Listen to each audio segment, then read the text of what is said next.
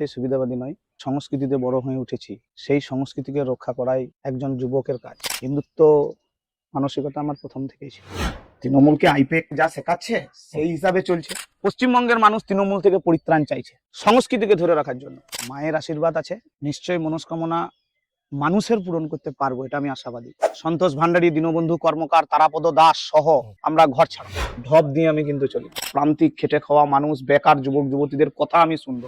Last 14 বছর বা তারও কিছুটা আগে অন্য সরকার যদি ধরি, অর্থনৈতিক পরিকাঠামো, বাক স্বাধীনতা বা কাজ করার যে আনন্দ, সে যে ক্ষেত্রেই হোক না কেন, সেটা থেকে আমরা অনেকটা পিছিয়ে আছি।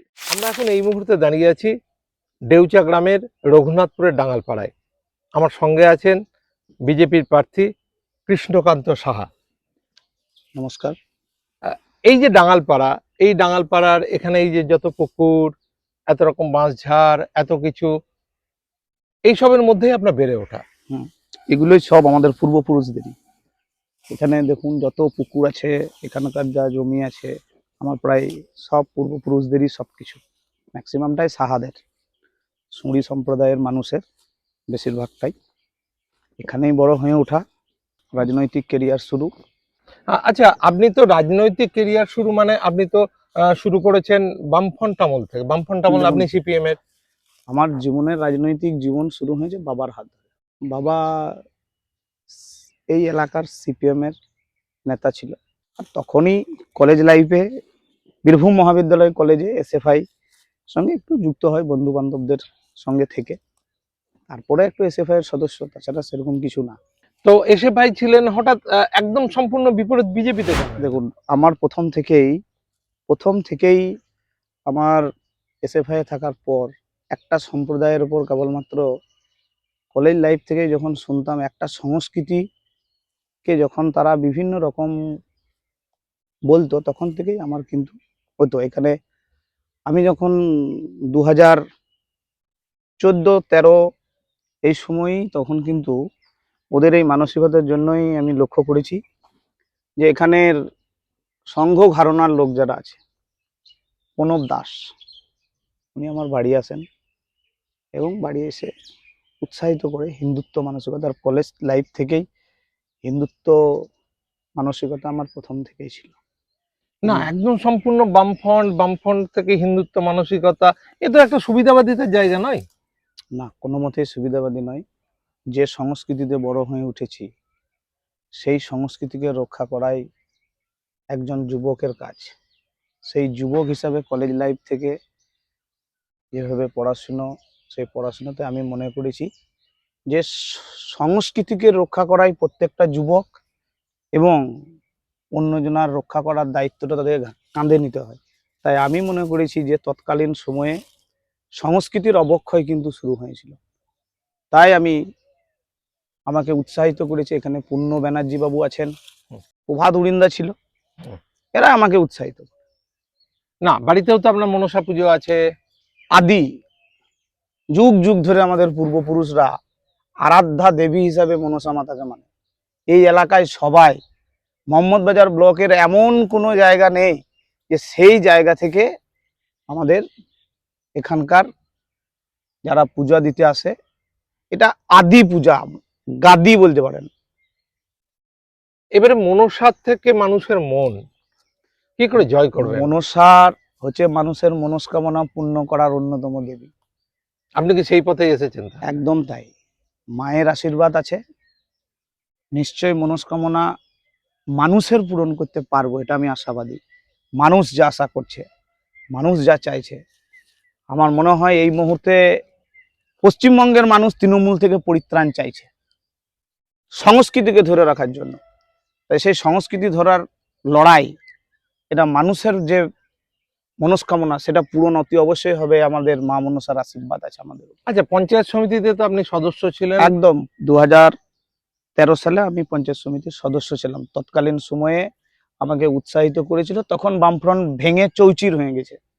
হ্যাঁ, কিন্তু তারপরে তো আপনি আবার জেলা পরিষদে দাঁড়িয়েছিলেন, সেখানে তো মনস্কামনা পূর্ণই হয়। জেলা পরিষদে যে পরিস্থিতি হয়েছে আপনারা জানেন, যে তারপরেও কিন্তু আমাকে সার্টিফিকেট দেয়নি, ঝামেলা হয়েছে, অশান্তি হয়েছে, সেটা কোর্ট পর্যন্ত গড়িয়েছিল।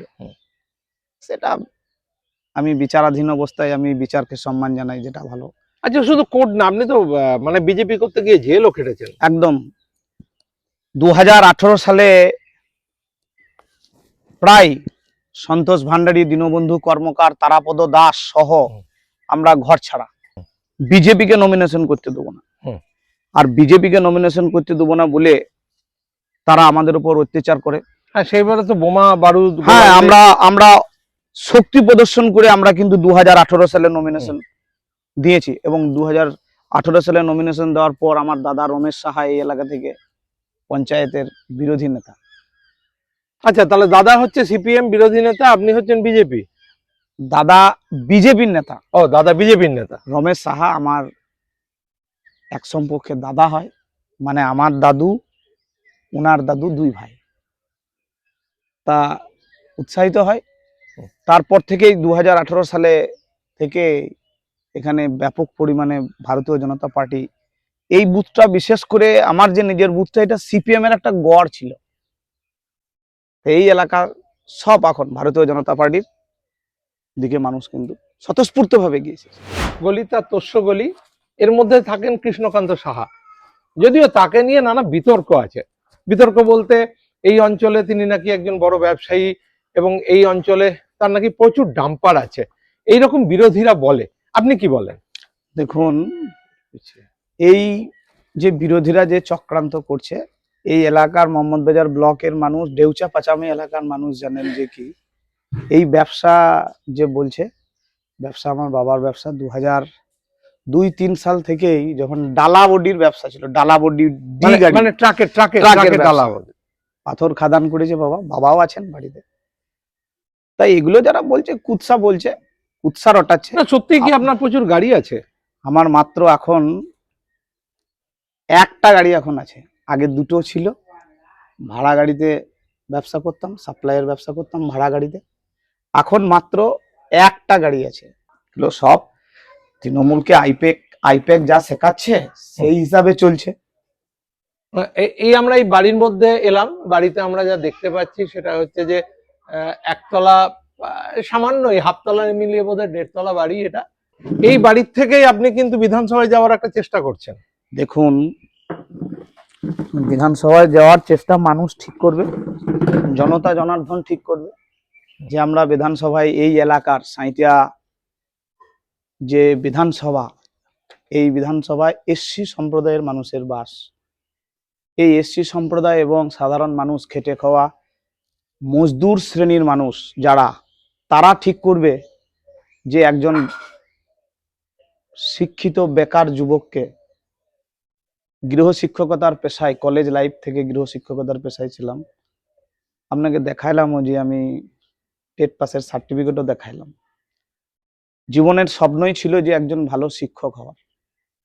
এলাকায় বহু ছাত্রছাত্রী পড়াশোনা করেছে, এমনকি সংখ্যালঘু সম্প্রদায়ের বহু ছাত্রছাত্রী, রাউতারা, রানীপুর, সোঁতশাল, মগদননগর, এই জায়গার বহু ছাত্রছাত্রী আমার কাছে পড়েছে। সারাদিনে প্রায় 3-4টে ব্যাচে প্রায় 250 থেকে 300 জন ছাত্র। তার মানে আপনার পড়াশোনা থেকে আপনার শুরু করা, তাই তো? একদম তাই। রাজনৈতিক জীবনের শুরুই আমার, রাজনৈতিক জীবন যদি বলেন, সেটা কিন্তু একদিকে কলেজ লাইফ, একদিকে গৃহশিক্ষকতা। যখন মহাবিদ্যালয়ে পড়াশোনা করি তখন থেকেই আমার মানুষের প্রতি যে ব্যভিচার অন্যায় চলছে, সেটা আমার মনে হয়েছিল যে সমাজের কাছে, রাজনীতিতে আমাদের মতন বেকার যুবক যারা রয়েছে তাদের আসা উচিত বলে আমি মনে করেছিলাম। না, কিন্তু বিরোধীদের তো অভিযোগ হচ্ছে যে আপনি আপনার দলের বিজেপি নেতার একজনের খুব অনুগামী এবং সেখান থেকে শুধুমাত্র লোভের জন্য জীবনে কেউ না কেউ অনুগামী হয়, উৎসাহিত করে। আপনি কার অনুগামী? আমি কারণ অনুগামী, আমি পদ্মের অনুগামী। আমি তো জীবনে যখন রাজনীতিটা শুরু করি 2014 সালে, আমি বুথের একটা সামান্য সদস্য ছিলাম। আমাকে উৎসাহিত করেছিল রমেশ সাহা। সামান্য সদস্য ছিলাম তখন, তৎকালীন সময়ে দুধ কুমার মণ্ডল সভাপতি ছিলেন। তারপরে রামকৃষ্ণ রায়ের আমলে আমি মণ্ডলের সম্পাদক। তখন দীনবন্ধু কর্মকার এখানকার, তখন তো অখণ্ড মোহাম্মদবাজার, এখন যেমন মণ্ডল ভাগ হয়ে গেছে, তখন 6টা অঞ্চলের উনি দায়িত্ব। তখন আমি মণ্ডলের সম্পাদক। তারপরে সভাপতি নির্বাচন হয় সন্তোষ ভান্ডারী। আচ্ছা, এই যে পরম্পরায় আপনি বড় হচ্ছেন, এদের সঙ্গে হচ্ছেন, বিধানসভায় গেলে কি আপনি এদেরকেই সাহায্য নিয়ে চলবেন? একদম নিচু স্তরের কর্মী যারা মাঠে ময়দানে, যারা ভারতীয় জনতা পার্টিকে যারা দেখছে, মাঠে ময়দানে যারা লড়াই করছে, তাদেরকে তাদের প্রাধান্য থাকবে। যারা কি করবেন মোহাম্মদ বাজার এই সাঁইথিয়া আসনটি? আপনি কি শুধু মোহাম্মদ বাজার উন্নয়ন করবেন নাকি না সিউড়ি 2? একদম ভুল। আমার মোহাম্মদ বাজারে বাস এবং দেউচা রঘুনাথপুরের একটা একটা গ্রামে, ছোট্ট গ্রাম, সেই গ্রামে আমার বেড়ে ওঠা। সাঁইথিয়া বিধানসভার প্রার্থী হিসাবে আমার মনে হয় 286টা বুথের মানুষের কথা শুনে মানুষের কাজ করা উচিত। কারণ এই এলাকায় সাঁইথিয়া শহর এবং সিউড়ি 2 একটা গুরুত্বপূর্ণ জায়গা। এতটা এরিয়া জুড়ে সাঁইথিয়া বিধানসভা। তা সেই সাঁইথিয়া বিধানসভার প্রান্তিক খেটে খাওয়া মানুষ, বেকার যুবক যুবতীদের কথা আমি শুনবো। আমি এরকম প্রতিশ্রুতি দিতে পারি না, ঢপ দিয়ে আমি কিন্তু চলি না। আমি মানুষের কাছে যাব, মানুষ যদি আমাকে বিধানসভায় পাঠায়, তবে সবচেয়ে গুরুত্বপূর্ণ যে জিনিসটা আমি মনে করেছি, যেটা সাঁইথিয়া বিধানসভায়, সাঁইথিয়া শহর একটা হচ্ছে যে গুরুত্বপূর্ণ বাণিজ্যিক কেন্দ্র। আমি ছোটবেলায় জেঠুর সঙ্গে, আমার জেঠু বিকাশ সাহা এখানে দেখবেন যে নটকন দোকান করে, আমার দাদুরও নটকন দোকান ছিল। একটা আপনার বাবার তো খাবার দোকান ছিল, খাবার একদম একদম ঠিক বলেছে। বাবার খাবার দোকান ছিল, বাবা পাথর খাদানের ব্যবসা ছিল। আপনি আপনার বাবা কি আছেন? অবশ্যই বাড়ি আছে। আমাদের সামনে আসছেন, নমস্কার। আমরা নিত্যনন্দন থেকে এসেছি, আমার নাম নন্দন। আপনি? আমার নাম আনন্দ কুমার সাহা। কতটা প্রতিবাদী আপনি? দেখুন, প্রতিবাদ বলতে গেলে অন্যায়কে আমি বরদাস্ত করতে পারি না, এবং অন্যায়ের প্রতিবাদ সবসময়তেই করে এসেছি। আমার যখন 78 সাল থেকে, আমি বামফ্রন্ট আমল থেকে প্রতিবাদ করে এসেছি। কিসের প্রতিবাদ করতেন? এই মানুষের যে কোনো অন্যায় করলে, রাস্তাঘাট সমস্ত কিছু না হলে তাদের প্রতিবাদ করতাম, এবং গরিব মানুষের পাশে আমি সারা জীবনই আছি। গরিব মানুষ আপনি এলাকা জুড়ে শুধবেন, জানবেন। না, পার্টি আমি অতটাতে যুক্ত ছিলাম না। পার্টি আমি 14 সাল থেকে এবং আমার ছেলেকে দিয়ে স্টার্টিং করাচ্ছি। কিসের ব্যবসা করতেন? আমি খাবারের দোকান করেছি, গাড়ি ঘোড়ার ব্যবসা করেছি, খাদানের ব্যবসা আছে, সমস্ত ব্যবসায় আমার করা আছে। আচ্ছা, বলছে যে আপনার ছেলে নাকি আপনার থেকে অনেক সম্পত্তি করেছে পার্টি করে। দেখুন, মানুষ তো অনেক কিছু অনেক রকমের বলবে, কারণ মানুষের মুখে হাত দেওয়া যাবে না। কারণ ওর বাবা কি করে, বাবার কি রোজগার, এখানকার স্থানীয় মানুষ জানে। এমন কোনো ব্যক্তি নেই বলবে আমার সামনে এসে দাঁড়িয়ে বলার কিছু ক্ষমতা নেই। এইখানকার এলাকার মানুষ আমার কাছ থেকে কতটুকু হেল্প পেয়েছে, সেই এলাকার মানুষরাই বলবে। আপনি কি ছেলের জন্য ভোট প্রচারে বেরোবেন? নিশ্চয়ই, কেন বেরোবো না? আমি তো পাঠালছি। আমি 14 সালে ওকে দাঁড় করালছি, এবং আমাদের এখানকার স্থানীয় যারা RSS এর কর্মী, তাদের সঙ্গেও আমি যুক্ত ছিলাম। আমাদের এখানে প্রথম খেপা দাস, পূর্ণবাবু, এদের সঙ্গে আমি প্রচুর মিটিং। তখন যখন পঞ্চায়েত সমিতি তখন তেমন কাজ করেনি বলে একটা অভিযোগ উঠছে। হ্যাঁ, উঠে নাই। প্রচুর মানুষ বলবে কাজ করেছি কি করেনি, কারণ আমি কি বলবো কাজ করেছি কি কাজ করেনি, মানুষ বলবে। এই জীবনে মানুষ কোন কাজ করেছে করে নাই, আপনি গ্রামে গঞ্জে গিয়ে শুধবেন, পাশে গিয়ে দাঁড়িয়ে শুধবেন যে কৃষ্ণকান্ত যখন ছিল তখন এই এলাকার মানুষের কি করেছে। আমাকে বলে তো হবে না, আমি আমার ছেলে বললে হবে না, কারণ গ্রামের বাসীকে শুধুলেই হলো। এবং এর বাবা কি করতো, এর বাবা কিভাবে রোজগার করতো, এবং গ্রামের লোকের পাশে কিভাবে আমি দাঁড়াইতাম, সেটা গ্রামের মানুষ বলবে। আমার ছেলেও আমার দেখা দেখি, আমার ছেলেও মাধ্যমিকের পর থেকে প্রত্যেকটা মানুষের পাশে, উপকারের পাশে দাঁড়াচ্ছে। গ্রামের এই মনসা মন্দির, কৃষ্ণকান্ত সাহার এই মনসা মন্দিরে এখানে ভিড় জমে প্রত্যেক বছর। এখান থেকেই তাদের পুজো আর্চা হয়। আপনি এই এলাকার বাসিন্দা? আমি এলাকার বাড়ি কোথায়? এখানে এই গ্রামেই বাড়ি। কি নাম আপনার? ডালিম ধীবর। হুম, ডালিম ধীবর। আচ্ছা, এখানে ভোট আসছে, আপনি জানেন? ভোট আসছে। কি চান ভোটে, কি হোক এখানে চান? কি পান? পরিবর্তন। এর পরিবর্তন চাইছেন? কেন পরিবর্তন চাইছেন? পরিবর্তন চাই, মানুষ বিরক্ত হয়ে যাচ্ছে, ভালো লাগছে। এই গ্রামের মৃণাল বন্দ্যোপাধ্যায় চিত্র পরিচালক, আমরা এসেছি, তার সঙ্গে দেখা হলো এই এলাকায়। এবারের প্রার্থী এখানে দুজন, তৃণমূলের একজন, বিজেপির একজন। আপনি কি মনে করেন যে এবার কি পরিবর্তন হবে না আদৌ হবে না? দেখুন, আমাদের বিচরণ শুধু ডেউচা পঞ্চায়েত বা মধুবাজার ব্লক বা সাঁইথিয়া বিধানসভার ক্ষেত্রে আমি বলছি না। আমার কর্মসূত্রে সারা ভারতবর্ষে বিভিন্ন প্রান্তেই ঘোরা। যেহেতু পশ্চিমবঙ্গ আমার জন্মভূমি, তা আমি দেখছি এখানে লাস্ট 14 বছর বা তারও কিছুটা আগে অন্য সরকার যদি ধরি, অর্থনৈতিক পরিকাঠামো বা বাক স্বাধীনতা বা কাজ করার যে আনন্দ, সে যে ক্ষেত্রেই হোক না কেন, সেটা থেকে আমরা অনেকটা পিছিয়ে আছি, অনেকটা। মানে এটা মানুষ হয়তো বুঝতে পারছে না, যারা ঘরের মধ্যে খুব শুকনো পয়সা, সামান্য পয়সা দিয়ে তাদের কর্মটাকে কিনে নেওয়া হচ্ছে, ছিনিয়ে নেওয়া হচ্ছে রাজনৈতিক প্রতিশ্রুতি দিয়ে সামান্য অল্প টাকার মাধ্যমে। তারা হয়তো এই বৃহৎ স্বার্থটা দেখতে পাচ্ছে না, কিন্তু এই মুহূর্তে মনে হয় একটা পরিবর্তন দরকার, এবং সেটা সিম্বলে পরিবর্তন। এই সময় আমাদের একটাই সারা পশ্চিমবঙ্গের উচিত, কোন ক্ষেত্রে কে প্রার্থী, তার বিগত ইতিহাস কি আছে, সে কোথা থেকে এসছে, সব ভুলে যান। এখন একটাই সিম্বল, বিজেপিকে ক্ষমতায় যদি আনতে পারি, আশা করি। দেখুন, আমাদের তো আশা নিরাশা নিয়েই আমাদের জীবন। আশা করি তার একটা সুস্বাদ পশ্চিমবঙ্গ পাবে। আপনি এই গ্রামের ভোটার? না, এই গ্রামে নয়, পাশের গ্রামে ভোটার। কি নাম, কোন গ্রাম? কৌশিক সাহা, ডেউচা।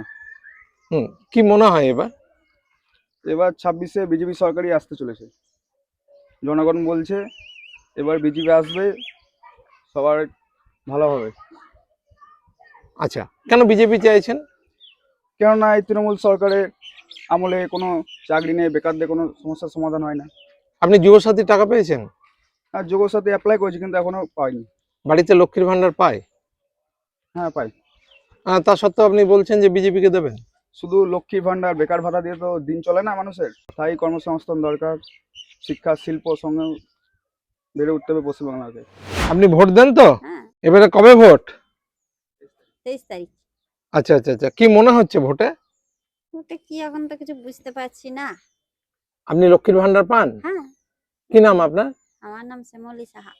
ভোটে কি এবারে পরিবর্তন চাইছেন, না যে আছে সেই ভালো আছে? পরিবর্তন, সবাই আমাদের পরিবর্তনটাই ভালো।